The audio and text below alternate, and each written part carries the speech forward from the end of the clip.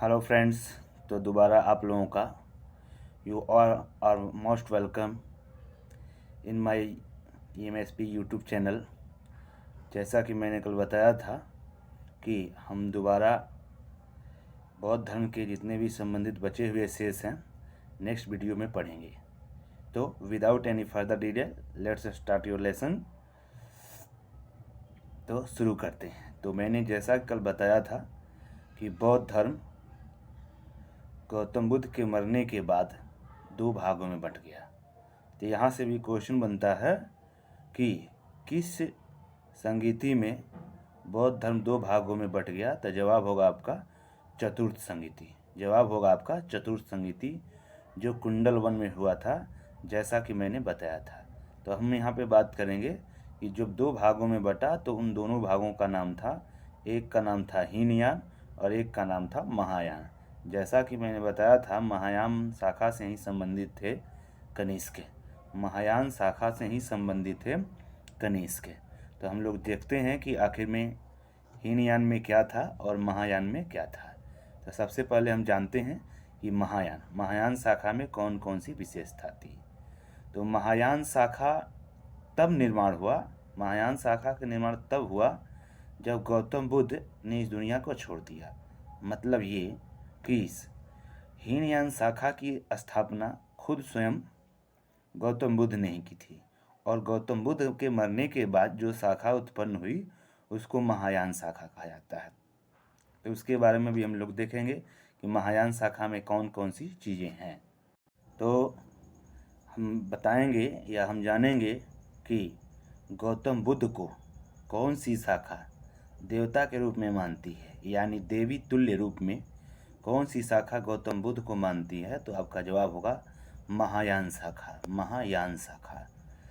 और उसके बाद महायान शाखा की ये भी विशेषता थी, महायान शाखा बोधिसत्व को मानते हैं, बोधिसत्व को मानते हैं। तो क्वेश्चन ये बनता है कि बोधिसत्व के रूप में बौद्ध धर्म की कौन सी शाखा है जो इसका व्यवहार करती है। तो आपका जवाब होगा महायान शाखा। बोधिसत्व, बोधिसत्व का मतलब आप लोग समझिएगा कि बोधिसत्व है क्या। तो बोधिसत्व वह प्रक्रिया है जिसमें यानी जिस समुदाय में लोग दूसरों की सेवा कर कर अपने जीवन का निर्माण करना चाहते हैं, यानी वह सिस्टम यानी वह समुदाय जिसमें वहाँ उस समुदाय के लोग अपने जीवन का निर्माण दूसरे का सहयोग कर कर यानी दूसरे के उपकार में ही अपने जीवन की निर्माण की प्राप्ति करना चाहते हैं, वही शाखा महायान शाखा के रूप में उभरती है। आगे देखें तो और भी विशेषता है। महायान शाखा पूरी तरह से धार्मिक विचारों पर निर्भर करती है, यानी धर्म से संबंधित धार्मिक है। और जब हम बात करेंगे हीनयान की तो हम उसमें बताएंगे कि वह किस विचारधारा वाले लोग हैं, यानी किस विचारधारा को वह मानते हैं। अगर आगे हम बात करें तो महायान शाखा की और विशेषताएं हैं, जहां से सीधा क्वेश्चन बनता है कि किस शाखा में स्वर्ग और नरक की व्याख्या है। तो आपका जवाब होगा महायान शाखा। स्वर्ग और नरक की व्याख्या किसमें है, तो महायान शाखा। उसके बाद हम आगे बढ़ें तो हम लोग पाएंगे कि महायान शाखा के लोग गृहस्थ जीवन रहकर ही बौद्ध धर्म को अपनाते हैं, जबकि हीनयान शाखा में ऐसा नहीं है। तो मैंने बताया गृहस्थ जीवन रहकर बौद्ध धर्म की कौन सी शाखा इसको प्रमोट करती है। तो जवाब होगा आपका महायान शाखा। जवाब होगा आपका महायान शाखा। साथ ही बात करें महायान शाखा के जो पुस्तकें हैं, जो ग्रंथ हैं, वह किस भाषा में हैं, तो संस्कृत भाषा में। किस भाषा में है, संस्कृत भाषा में। आगे हम बात करें तो देखें हीनयान शाखा। तो हीनयान शाखा बात करें तो यह मूलतः दार्शनिक विचारों को अपनाते हैं, दार्शनिक विचारों को अपनाते हैं। मैंने महायान शाखा को बताया धार्मिक विचारों को वो अपनाते हैं, जबकि हीनयान शाखा दार्शनिक विचारों को वह अपनाते हैं। आगे बढ़ें तो ये लोग गृहस्थ जीवन यानी हीनयान शाखा गृहस्थ जीवन को प्रमोट नहीं करती, बल्कि यह सन्यासी जीवन को प्रमोट करती है, यानी दूसरे की मदद में नहीं, स्वयं खुद को सीधा गॉड से कनेक्ट कर एक पूरे समाज को छोड़कर घर का त्याग कर कर ये लोग इस सिस्टम को अपनाते हैं। और भी बात करें तो हम देखेंगे ये बोधिसत्व में विश्वास नहीं करते हैं, बोधिसत्व में विश्वास नहीं करते हैं।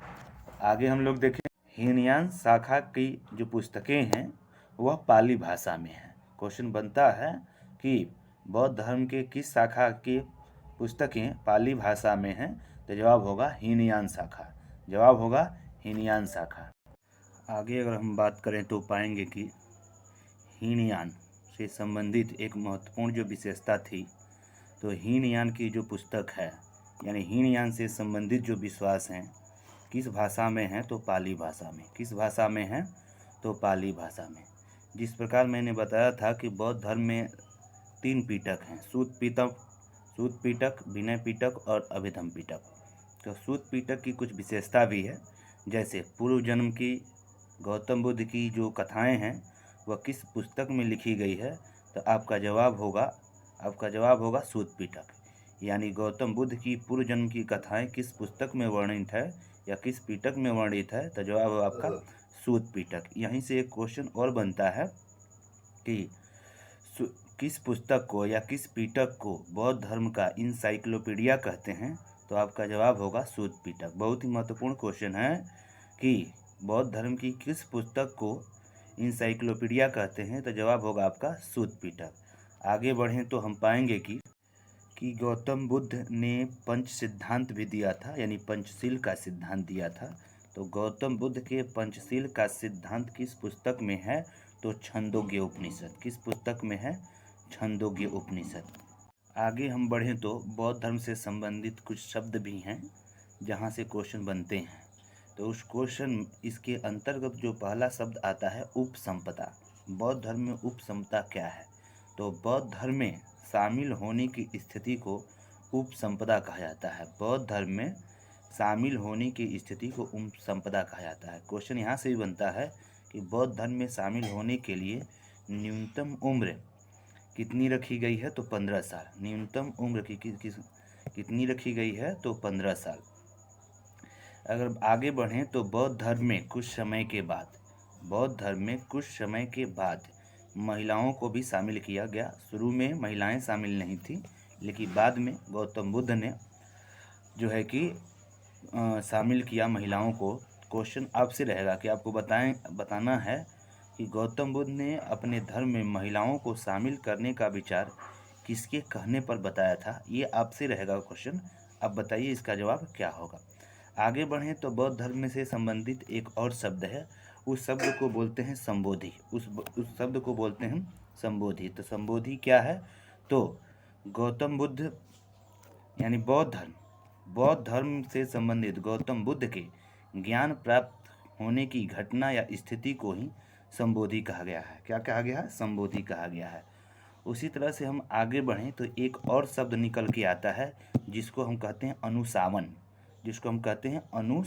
अनुसावन क्या है, तो अनुसावन है जब बौद्ध धर्म में जो सभाएं लगती थी तो उस सभा को से संबंधित जो पाठ किया जाता था उसी को अनुसावन कहा जाता था। क्वेश्चन बनेगा कि बौद्ध धर्म में अनुसावन क्या था, तो सभा होते समय या सभा जब गठित होती थी तो उस समय जो पाठ प्रस्तावित किया जाता था उसी को अनुसावन कहा जाता था। अगला क्वेश्चन ये भी बनता है कि गौतम बुद्ध के प्रिय शिष्य कितने थे। उनके शिष्य तो बहुत हुए, लेकिन उनके प्रिय शिष्य कितने थे, तो जवाब होगा आपका 5। जवाब होगा आपका 5, जिसमें से आनंद और उपाली का नाम प्रमुख रूप से आता है। आनंद और उपाली का नाम प्रमुख रूप से आता है। जैसा कि मैंने बताया, अभी आप लोगों से प्रश्न किया था कि गौतम बुद्ध ने किसके कहने पर महिलाओं को अपनी सभा में शामिल किए, तो उसका जवाब है उनके प्रिय शिष्य थे आनंद। बौद्ध धर्म से संबंधित क्वेश्चन ये भी बनता है कि बौद्ध धर्म में कौन सा त्यौहार है जो काफ़ी महत्वपूर्ण है, तो जवाब होगा इसका बुद्ध पूर्णिमा। क्योंकि पूर्णिमा के दिन ही गौतम बुद्ध को जन्म, ज्ञान की प्राप्ति और निर्वाण हुआ था, इसलिए यह बौद्ध धर्म में काफ़ी महत्वपूर्ण है। बौद्ध धर्म से संबंधित एक बहुत ही महत्वपूर्ण क्वेश्चन जो आपके एग्जाम में बार बार पूछा जाता है कि विश्व दुखों से भरा है, विश्व दुखों से भरा है। यह कथन किसका है? तो जवाब होगा गौतम बुद्ध का। जवाब होगा गौतम बुद्ध का। अर्थात यहीं से एक क्वेश्चन और बनता है कि यह लाइन जो है गौतम बुद्ध ने कहाँ से लिया था? तो जवाब होगा आपका उपनिषद से। जवाब होगा आपका उपनिषद से। जैसा कि मैंने आप लोगों को बताया है कि गौतम बुद्ध ने पहला उपदेश सारनाथ में दिया, सारनाथ में दिया। तो यहीं से क्वेश्चन एक और बनता है कि गौतम बुद्ध ने सर्वाधिक उपदेश कहाँ दिए? सर्वाधिक उपदेश कहाँ दिए? तो जवाब आपका श्रावस्ती में। जवाब होगा श्रावस्ती। क्वेश्चन ये भी बनता है कि गौतम बुद्ध के समय कौन कौन शासक हुए? तो ये काफ़ी फेमस क्वेश्चन है। तो जवाब होगा आपका बिंबिसार, प्रसेनजीत और उदयन। बिंबिसार, प्रसेनजीत और उदयन उनके समय के ये शासक थे। बौद्ध धर्म से संबंधित यह क्वेश्चन भी बार बार आता है कि गौतम बुद्ध के मरने के बाद उनके संस्कार को किसने किया, यानी किस समुदाय ने किया? तो जवाब होगा मल्ल। जवाब होगा मल्ल। अच्छा, यहीं से क्वेश्चन ये भी बनता है कि गौतम बुद्ध को निर्वाण की प्राप्ति हुई तो किसको भोजन देने के बाद उनका देहांत हुआ? तो जवाब था उस व्यक्ति का नाम था चुन्न। उस व्यक्ति का नाम था चुन्न। गौतम बुद्ध से संबंधित ये भी क्वेश्चन आता है कि उनके निर्वाण के बाद यानी उनके मृत्यु के बाद उनके शरीर को यानी उनके अवशेष को संसार की या दुनिया के 8 भागों में बांटा गया, यानी 8 भागों में 8 जगहों पर इसको विस्तारित किया गया। तो उसको अलग अलग क्या नाम दिया गया? तो उसी को स्तूप कहा गया। यानी बौद्ध धर्म में कुल कितने स्तूप हैं? तो जवाब होगा आपके 8 स्तूप हैं। अच्छा, मैंने बताया था आप लोगों को कि जो 3 पीठक हैं, जो त्रिपीठक हैं, जिसमें से जो काफ़ी प्रसिद्ध जो आता है जिसको हम लोग कहते हैं सूत पीठक, ये कितने भागों में बटा है? तो 5 भागों में। कितने भागों में बटा है? तो 5 भागों में। अच्छा, मैंने इसके पहले बताया कि जो भाषा लिखा गया पाली भाषा, तो वह किसके शासनकाल में लिखा गया और वह शासक कहाँ का था? तो पाली जो पीठक था वह श्रीलंका के शासक, जो उनका एक नाम था, उनका नाम था वत्तगामिनी। उनका नाम था वत्तगामिनी। उन्हीं के शासनकाल में इसको लिखा गया। अगर हम बढ़ते हैं तो आगे हम बात करें तो जैसा मैंने बताया था कि गौतम बुद्ध या बौद्ध धर्म जैन धर्म में एक बात को लेकर समानता है, जिस समानता का नाम है अनिश्वरवाद। यानी ये ईश्वर को नहीं मानते हैं, ईश्वर की में आस्था इनकी नहीं है। और तो बात है कि ये किसको मानते हैं? तो ये पुनर्जन्म में इनका विश्वास है, पुनर्जन्म में इनका आस्था है। आत्मा, ईश्वर, भगवान, ये सब चीज़ें बौद्ध धर्म से संबंधित इसको नहीं के बराबर माना गया है। अच्छा, एक क्वेश्चन और बनता है कि भारत में जुलूस का प्रारंभ कहाँ से शुरू हुआ? तो जवाब होगा बौद्ध धर्म से। जवाब होगा आपका बौद्ध धर्म से। आगे बढ़े तो हम पाएंगे कि गौतम बुद्ध ने 4 आर्य सत्य भी दिए, 4 आर्य सत्य भी दिए। तो जवाब क्वेश्चन यहाँ से बनेगा 4 आर्य सत्य किससे संबंधित है? तो सांसारिक दुखों से, सांसारिक दुखों से। अच्छा, यहीं से जब सांसारिक दुख की बात है तो ये क्वेश्चन आता है बौद्ध धर्म में निर्वाण क्या है? तृष्णा को बुझ जाना या इच्छाओं का पूरी तरह से समाप्त होना ही निर्वाण कहलाता है, जिसका अर्थ होता है दीपक का बुझ जाना। अच्छा, सांसारिक दुखों से बचने के लिए गौतम बुद्ध ने हमें कुछ रास्ते दिए कि उस नियम पर चलने पर हमें सांसारिक दुखों से यानी सांसारिक कष्ट से हम हमेशा के लिए बाहर निकल सकते हैं। तो वो उन्होंने उसके लिए 8 मार्ग दिए। और यहाँ से क्वेश्चन बनता है बौद्ध धर्म में कुल सांसारिक दुखों से को हटाने के लिए कुल कितने मार्ग है? तो 8 मार्ग है। इसी को अष्टांगिक मार्ग कहते हैं, जिसमें कुछ महत्वपूर्ण अगर हम बात करें तो जैसे सम्यक दृष्टि हो गया, सम्यक ज्ञान हो गया, सम्यक आचरण हो गया, ये इनमें से महत्वपूर्ण हैं। यानी हमें दृष्टि को, अपनी वाणी को या फिर अपने वातावरण को, व्यवहार को बेहतर रखना होगा, तभी हम जो है कि इस सांसारिक दुखों से हम प्राप्त कर सकते हैं। अच्छा, बौद्ध धर्म में सील शब्द का भी प्रयोग आता है कि सील क्या है? तो उन्होंने, जैसा मैंने बताया कि अष्टांगिक मार्ग उन्होंने बताया, तो अष्टांगिक मार्ग को पूर्ण रूप से यानी एक अच्छे तरीके से फॉलो करने के लिए हमें 10 सील दिए। सील का मतलब व्यवहार दिए। जैसे कहने का मतलब होता है कि अच्छे बिस्तर पे न सोना, या फिर ये, तो ये ज़िंदगी को अच्छे तरीके से निर्वाण प्राप्त करने के लिए बौद्ध धर्म में कितने सील हैं, तो 10 सील हैं। ये भी बात आप याद रखें। एक क्वेश्चन ये भी बनता है, बौद्ध धर्म से संबंधित एक बहुत ही महत्वपूर्ण क्वेश्चन बनता है कि कौन सी कथा यह बताती है कि भगवान का अवतार इस पृथ्वी पर मानव के रूप में भी हो सकती है और पशु के रूप में भी। यह किस पुस्तक में वर्णित है या कौन सी कथा यह बताती है, तो जवाब होगा आपका जातक कथा। जवाब होगा आपका जातक कथा। अगर हम आगे बढ़ें तो पाएंगे कि भारत में बौद्ध धर्म से संबंधित, गौतम बुद्ध से संबंधित बहुत मठ भी पाए जाते हैं अलग अलग राज्यों में। उसमें से मैं कुछ महत्वपूर्ण नाम बता दूं, जैसा कि एग्जाम में बार बार पूछा जाता है। जैसे होता है तवो मठ। तवो मठ कहाँ पाया जाता है, तो जवाब होगा आपका हिमाचल प्रदेश। जवाब होगा आपका हिमाचल प्रदेश। उसी तरह से बात करें रूमटेक मठ। रूमटेक मठ कहाँ पाया जाता है, तो जवाब होगा आपका सिक्किम में। जवाब होगा आपका सिक्किम में। उसी तरह से बात करें हेमिस मठ। हेमिस मठ कहाँ पाया जाता है, तो जवाब होगा आपका जम्मू कश्मीर। जवाब होगा आपका जम्मू कश्मीर। और भी महत्वपूर्ण है, और उसमें से अगर एक दो और देखें तो हम पाएंगे कि तवांग मठ। तवांग मठ कहाँ है, तो अरुणाचल प्रदेश। तवांग मठ कहाँ है, तो अरुणाचल प्रदेश। और यहीं पर हम बौद्ध धर्म से संबंधित, बुद्धिज़्म से संबंधित जितनी भी चीज़ें जो महत्वपूर्ण थी, that is related for your next exam, which are completely asking in your exam, जो काफ़ी महत्वपूर्ण था, जहाँ से क्वेश्चन डायरेक्ट बनते हैं। है तो बहुत कुछ है, लेकिन वो इतना आपके लिए इम्पोर्टेंट नहीं है।